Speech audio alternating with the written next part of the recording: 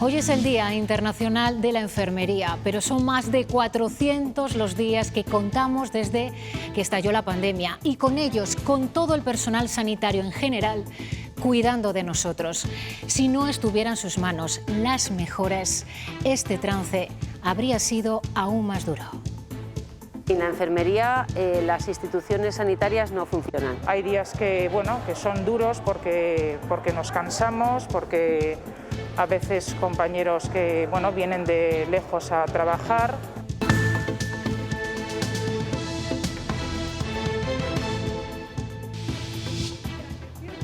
Ocho sanitarios han fallecido por coronavirus en Castilla y León en esta pandemia. Hoy se les recuerda. La inmunidad de la vacunación, como con los mayores, también está dando fruto en su caso. Los contagios ahora mismo, 29, son mínimos.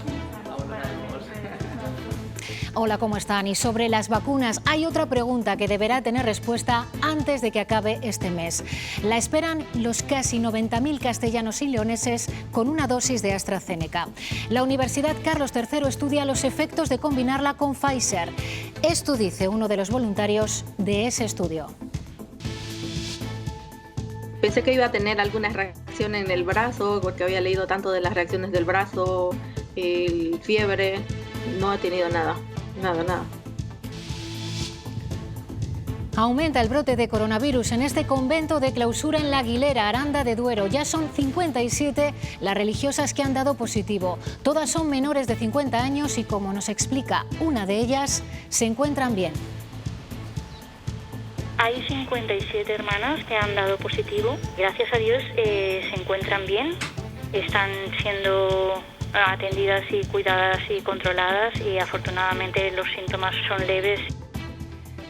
Dura respuesta hoy del portavoz de la Junta al informe del procurador del Común que relaciona la muerte en las residencias con el que se limitara las derivaciones de mayores a los hospitales.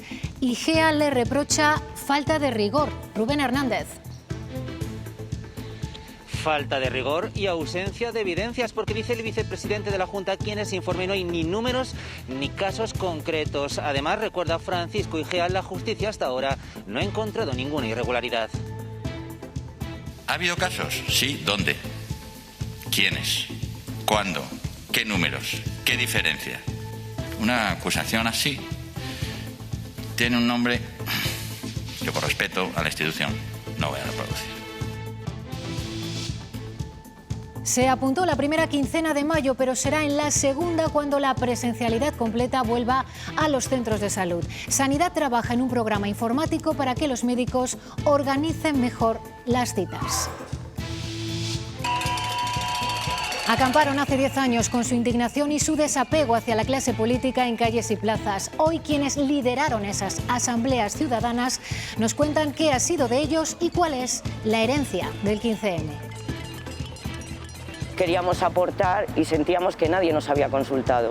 Los partidos políticos, tanto el Partido Socialista como el Partido Popular, ambos hicieron primarias, cosa que no estaban haciendo hasta ahora. Otro 15M no, pero otro movimiento más multitudinario y mejor, entre comillas, que el 15M, por supuesto que puede surgir en cualquier momento.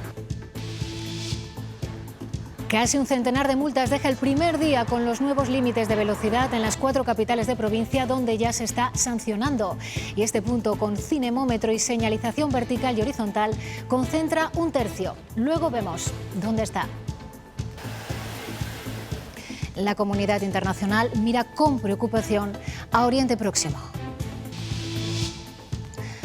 Aumenta la violencia entre israelíes y palestinos. Esta madrugada Hamás ha disparado cohetes sobre ciudades de Israel y la aviación hebrea ha respondido con más bombardeos.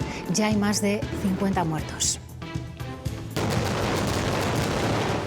Y en cuanto al tiempo, van subiendo las temperaturas, pero todavía tendremos que tener a mano el paraguas. Francisco. Sí, Alejandra, ayer tuvimos un día de invierno, hoy han llegado algunas lluvias durante la noche, han subido un poquito los termómetros, esas lluvias se quedan por la tarde en el norte y en el este. Mañana llega una última borrasca que nos va redejando lluvias, pero a partir del viernes sol y ya temperaturas de más de 20 grados el fin de semana.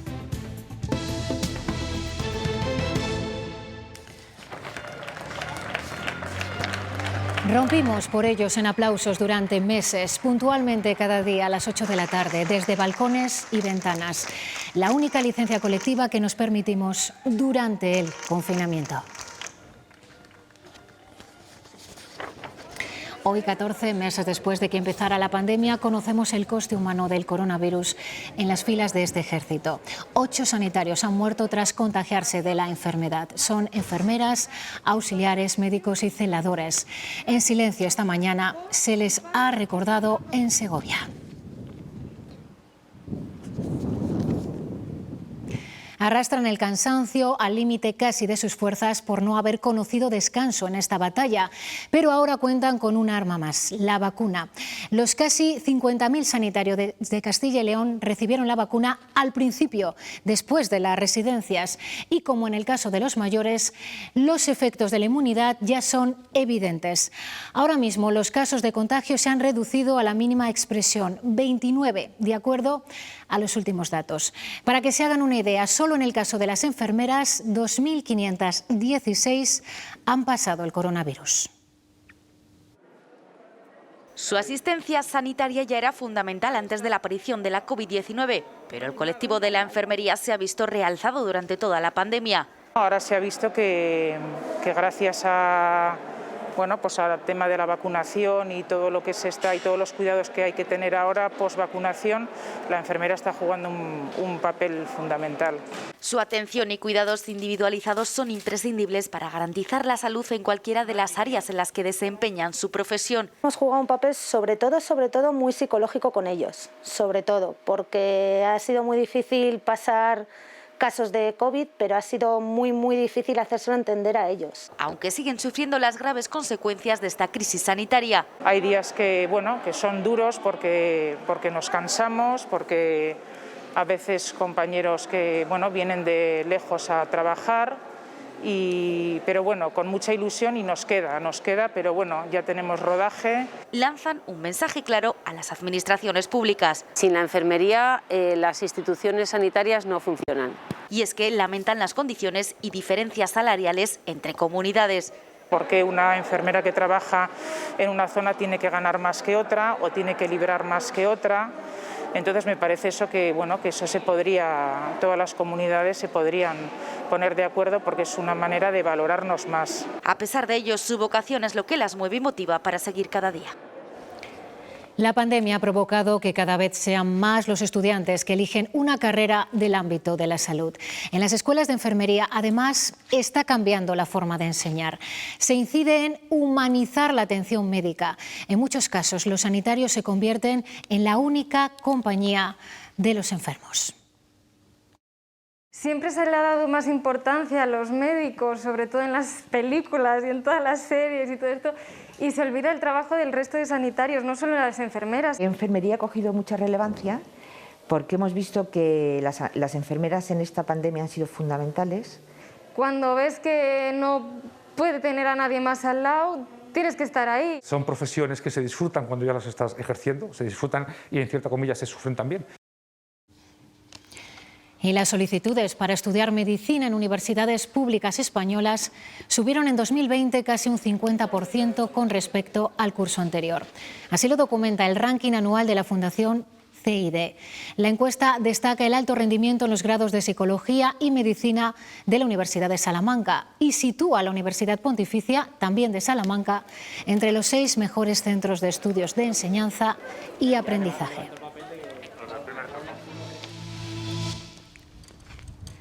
Sanidad reorganiza el plan de vacunación tras conocer que la vacuna de Janssen se inoculará también a las personas de entre 50 y 59 años. En Castilla y León ya se ha inyectado la monodosis de este laboratorio a 13.800 personas, que son las que se han recibido hasta el momento. Y una vez que se finalice este grupo, se pasará a personas de 40 a 49 años y así sucesivamente. También esta vacuna no solamente se aplicará a aquellas personas que tienen este grupo de edad, sino que aquellas en las que estén en circunstancias concretas en las que su seguimiento para la segunda dosis puede ser complicado, ya sea en zonas muy lejanas, ya sea por alguna patología, una discapacidad grande, una enfermedad mental, si no estuvieran vacunados. Pasan los días y también aumenta la inquietud entre los miles de personas menores de 60 años que recibieron la primera dosis de AstraZeneca, 90.000 en Castilla y León.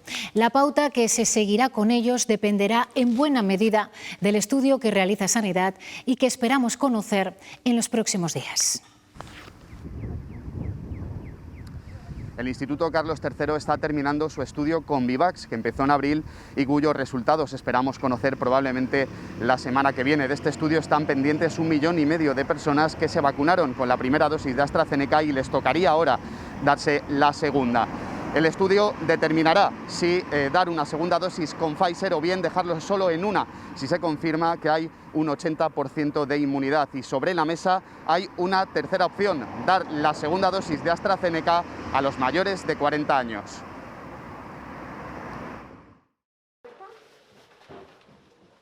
Esta próxima semana se espera contar con los primeros resultados del estudio Convivax para tener más certezas sobre la segunda dosis de AstraZeneca en menores de 60. Una de las voluntarias es Claudia Calizaya, de 43 años. Trabaja en la atención a domicilio de personas mayores. No he tenido nada, ni molestias ni nada. Recibió la llamada para acudir al Hospital de las Cruces. El miedo del principio se disipó rápidamente. Sí, miedo he tenido mucho en principio, pero antes de llegar allí a la consulta. Claudia pertenece al primer grupo de 400 voluntarios a los que se iba a administrar rápidamente la dosis de Pfizer. Ahora mismo está en observación y ya ha pasado 2 revisiones sin problemas. De hecho, cuando se me puso la primera, que fue la de AstraZeneca, la primera dosis, estaba muy nerviosa, pero ahora con esta segunda como que me ha dado más tranquilidad. Un ensayo que para algunos expertos es poco útil. Para validarlo de forma científica habría que hacerlo con al menos varios miles de voluntarios. Una decisión sobre AstraZeneca que creen ya se tomó hace tiempo. Todo parece indicar que primero se ha tomado la decisión de no poner la segunda de AstraZeneca y ahora pues está mirando la forma de validar esa decisión. Los resultados definitivos se esperan para finales de este mes. La atención primaria en Castilla y León continuará siendo telefónica en la gran mayoría de los casos unas semanas más. Sanidad había anunciado la vuelta a la presencialidad al completo a mediados de mayo, pero no será así. SACIL prepara un programa informático que ayude a los profesionales a organizar el trabajo, que aún no está disponible. El objetivo es que a través de esa herramienta el paciente indique su preferencia entre presencial o no cuando pida la cita. Las residencias asumieron, al menos inicialmente, unas tareas para las que seguramente no estaban preparadas por falta de personal y de medios de protección, lo que posiblemente contribuya a explicar, junto con otras causas, evidentemente, la morbilidad, la mortalidad. Dura respuesta del vicepresidente de la Junta hoy al procurador del Común por sus palabras de ayer sobre las muertes en las residencias de mayores durante la pandemia. Francisco Igea considera inapropiado y poco serio incluir opiniones, dice, en un informe. Rubén Hernández. Sí, el vicepresidente de la Junta ha sido contundente. Dice que a ese informe del procurador del Común le falta rigor, le faltan evidencias y no incluye casos concretos. Dice que son acusaciones sin detallar y recuerda a Francisco Igea que hasta ahora la justicia no ha encontrado ninguna de esas irregularidades de las que habla el procurador del Común. ¿Ha habido casos? Sí. ¿Dónde? ¿Quiénes? ¿Cuándo? ¿Qué números? ¿Qué diferencia? Eso es lo que uno espera encontrar en un informe de una institución tan seria, tan respetada como el Procurador del Común. La utilización sectaria, partidista, de esta tragedia para tantas familias de nuestra comunidad, es probablemente, en mis años dedicados a este oficio, lo más deleznable, lo más rastrero, lo más vomitivo que he visto en mi vida. Hoy hay que lamentar un fallecido más por coronavirus en Castilla y León. Se ha producido en el hospital de Salamanca. Hay 364 personas ingresadas, de las que 122 están en la UCI. Los casos se mantienen estables y hoy se suman 222. Hay más de 300 brotes activos. preocupa especialmente el desatado en el convento de la Aguilera, en Aranda de Duero, donde siguen aumentando los positivos. Sí, el brote del convento de San Pedro Regalado en la Aguilera afecta ya a 57 religiosas, prácticamente la mitad de la congregación, que está formada por 120 monjas. Los primeros casos se detectaron la semana pasada y tras 2 cribados masivos hacen un total de 57 contagiadas. Tras el último cribado han dado positivo 30 personas más. Todas ellas se encuentran en perfecto estado, no ha habido ninguna hospitalización y son menores de 50 años. Tienen que estar ahora en cuarentena y por eso agradecen el apoyo de personas que dicen de forma desinteresada les están ayudando en esta difícil situación. Se desconoce el origen de este brote que ha aumentado la incidencia acumulada del municipio de Aranda de Duero. Hay 57 hermanas que han dado positivo y gracias a Dios se encuentran bien, están siendo atendidas y cuidadas y controladas y afortunadamente los síntomas son leves. Tenemos ideas, podemos saber, ¿no? Estamos mirando, pero no sabemos a ciencia cierta el origen. En medio de las peticiones del sector hostelero y de ayuntamientos como el de Salamanca, la Junta se muestra abierta a revisar criterios e indicadores. Rubén Hernández, ¿cuándo será eso? Ya hay una fecha marcada, será el próximo 20 de mayo. Ese día, si la situación epidemiológica y la situación de los hospitales continúa evolucionando como hasta ahora, la Junta anunciará el relajamiento de las restricciones. Va a esperar, eso sí, a analizar antes si lo ocurrido el pasado fin de semana cuando terminó el estado de alarma, si todas esas aglomeraciones han tenido o no consecuencias. Lo que vamos a hacer es, manteniendo todos estos indicadores en juego, darle un peso distinto e intentar que las normas se adapten también a la situación. No tiene sentido algunas limitaciones y algunas restricciones cuando no hay toque de queda y desplazas de un sitio a otro algunas actividades, desplazas de la hostelería a los domicilios, teniendo en cuenta la situación de los sectores muy castigados. Y donde mejor se reflejan las restricciones a la movilidad es en los viajeros que han utilizado transporte. Estas son las cifras de los últimos años en marzo. 2021 se mantiene en la línea de 2020. Representan 1/3 menos que los usuarios anteriores a la pandemia, cercanos al 500.000.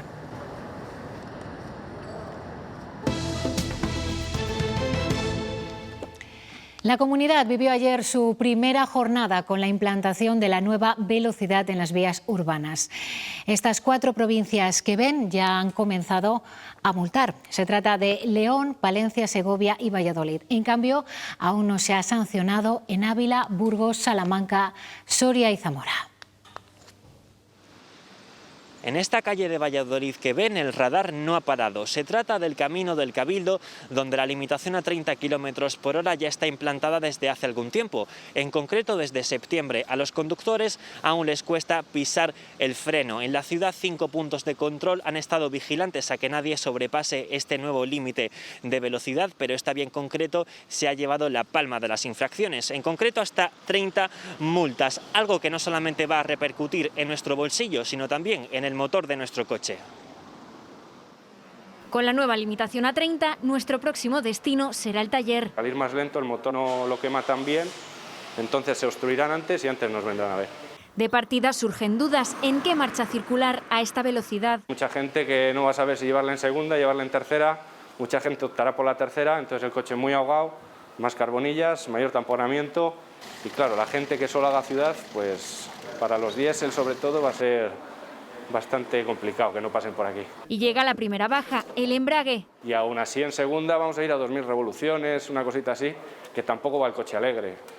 Es decir, va a estar complicado. En primera, alguno le llevará en primera, entonces tiraremos más de embrague, el embrague también se desgasta. Con los coches circulando a revoluciones complicadas, tocará sustituir piezas no demasiado económicas. No vale ni 100 ni 200 euros, estamos hablando de GRs entre 200 y 500 euros, los filtros de partículas 600, 800 euros, es decir, para el usuario normal va a ser va a ser rascarse el bolsillo. Su vida útil se acortará a pasos agigantados. Los filtros de partículas suelen tener una vida de unos 160-180.000 kilómetros, más o menos. Pues así igual le acortamos bastante, igual a los 100.000, 80.000. Y en cuanto a los consumos, aseguran que no sería una caída significativa. La agencia tributaria investiga a Juan Carlos I. Según publica hoy el diario El Español, estaría comprobando si el rey emérito ha cumplido con Hacienda. Para esta investigación se le habría reclamado documentación sobre su patrimonio, además de información bancaria de sus cuentas y tarjetas. España será el país europeo que más crezca este año. La Comisión Europea ha aumentado sus previsiones hasta el 5,9% y hasta el 6,8% para 2022. Hasta ese año no empezará a bajar y en su último tramo se podría recuperar el nivel prepandemia.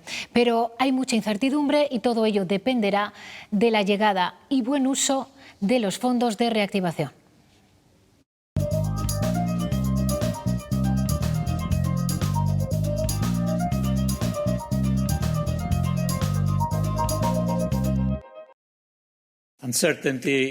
La incertidumbre está vinculada fundamentalmente a la ejecución del plan y a cuál es, como sucede en todos los países, la senda y la coordinación para la retirada de todas las medidas actuales de ayuda frente a la pandemia. Y pienso que la historia se repite, señor Casado. Se le está poniendo cara de Albert Rivera.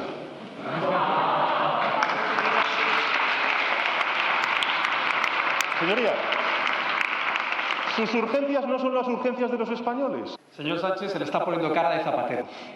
Habla de estabilidad política, el que ha presentado 3 mociones de censura. Los resultados de las elecciones en Madrid han protagonizado parte de los ataques entre gobierno y oposición en la sesión de control en el Congreso. El Partido Popular insiste en exigir un plan alternativo al estado de alarma para evitar, ha dicho Pablo Casado, otros 20.000 muertos en los próximos meses.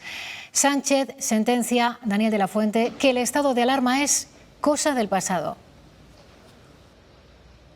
Sí, algo que ya dijo en su comparecencia de ayer, que ha repetido hoy en el Congreso y que viene siendo el mensaje más repetido por parte del Gobierno. Sánchez asegura que ahora lo importante es mirar al futuro y que ese futuro pasa por los 98 días que quedan para alcanzar esa inmunidad de rebaño y la recuperación económica que, según dice, se acelera. Por su parte, el líder de los populares le pide que apoye ese plan B jurídico presentado por su partido para evitar más muertos y afirma que lo único que le interesa es seguir en el poder a cualquier precio.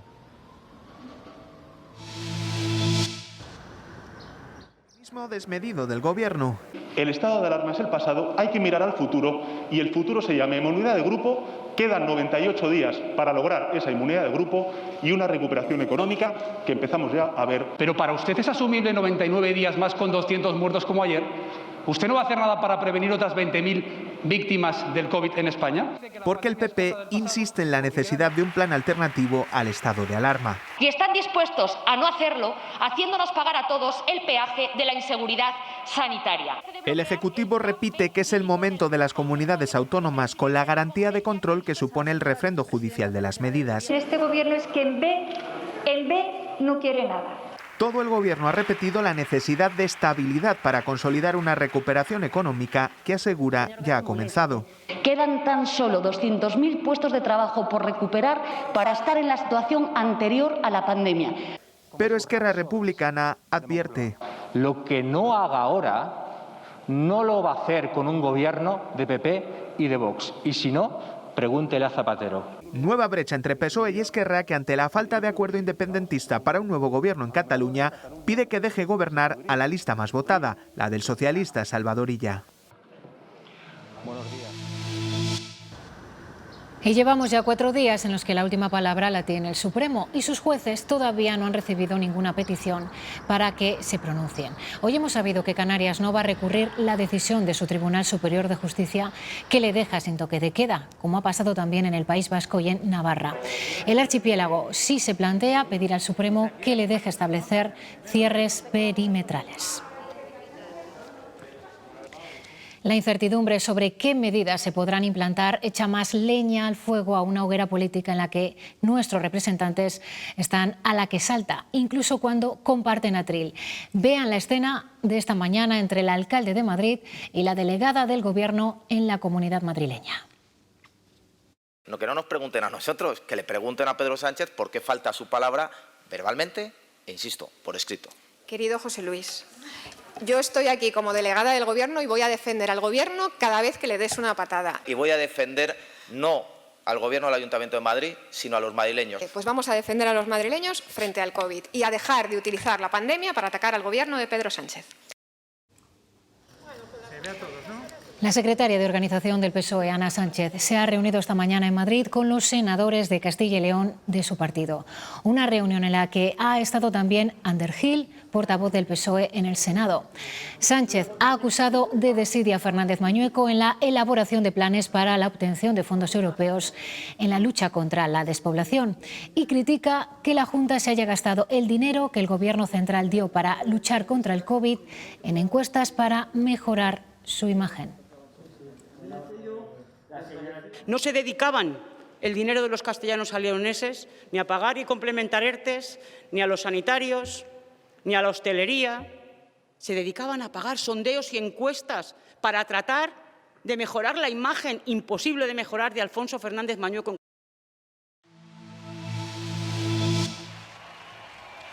Indignados por la crisis, desencantados de la política y dispuestos a hacerse escuchar, tomaron plazas, calles de grandes ciudades, levantaron tiendas, convocaron asambleas ciudadanas y canalizaron el descontento popular públicamente. Se cumplen 10 años del 15M. Queríamos aportar y sentíamos que nadie nos había consultado. A mí la etiqueta de generación Nini me cabraba mucho. Otro 15M no, pero otro movimiento más multitudinario y mejor, entre comillas, que el 15M, por supuesto que puede surgir en cualquier momento. Han pasado 10 años. Un sistema en el que no y volvemos a los mismos escenarios para hablar con sus protagonistas. Pablo Gallego, cofundador de Democracia Real Ya, tenía 23 años y estudiaba en la universidad. Ahora se dedica al marketing digital. Beatriz Amos se sumó de forma espontánea, tenía 35 años, ahora trabaja como peluquera y osteópata. Luis Miguel Durán fue portavoz de Stop Desahucios, tenía 42 años, sigue como autónomo. La idea era poder plasmar toda la indignación con propuestas y con ganas de cambio y con acción. Tenemos que tomar la democracia tanto en empresas como en la vida social. El ver que la gente de repente se había hartado y había salido a la calle, yo me emocioné al ver el telediario. Estoy indignada, indignadísima por tantos impuestos. Un movimiento social, primero, pacífico, sin ningún tipo de violencia. Segundo, integrador. Aquí venía gente de toda clase, de todos los pensamientos políticos. Mucha suerte, seguir acampados. Creamos comisiones de política, de economía social, de actividades para mantener en la plaza, de comunicación para transmitir todo nuestro mensaje. Estabas deseando acabar tu tarea normal, venir a la plaza, y aquí nos daba las 2, las 3 de la mañana, en asambleas, en comisiones, preparando el día siguiente. Los partidos políticos, tanto el Partido Socialista como el Partido Popular, ambos hicieron primarias, cosa que no estaban haciendo hasta ahora. ¡Que se acabó! ¡Que estamos hartos!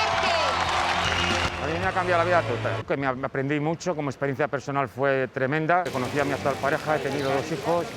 Ninguno de los 3 está ahora en política o en movimientos sociales, pero no lo dudarían, volverían a sumarse a 15M. Me vino fenomenal, que al final solo la llamé a ella. Porque... No hay señal de paz ni tregua en la reanudación de la violencia en el conflicto entre israelíes y palestinos.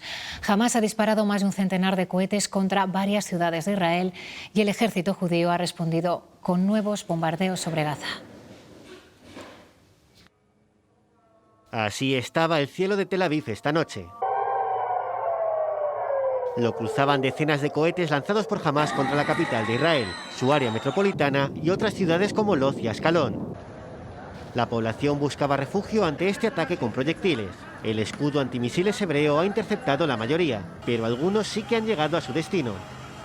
Han matado a al menos 4 personas, que se suman a las otras 2 víctimas israelíes de ayer en este incremento de la tensión que sigue al alza. Hamás y la yihad islámica está pagando y va a pagar un precio muy alto por su beligerancia. Quien ha prendido la mecha es la ocupación israelí. Es responsable de las consecuencias. Los islamistas llaman a una cruzada contra Israel, que sigue bombardeando objetivos en Gaza.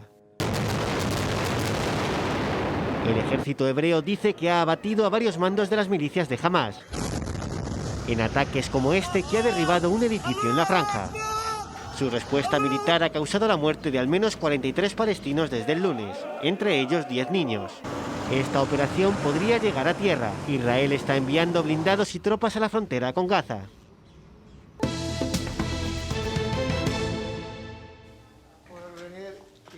Sobre todo, gracias por acogernos en Francisco Brines ha recibido hoy el Premio Cervantes de manos de los Reyes. El acto se ha llevado a cabo en el Hogar del Poeta en Valencia. Este hecho insólito se debe al delicado estado de salud del también miembro de la Real Academia Española. El premio reconoce la trayectoria de Brines, uno de los pocos supervivientes de la generación del 50.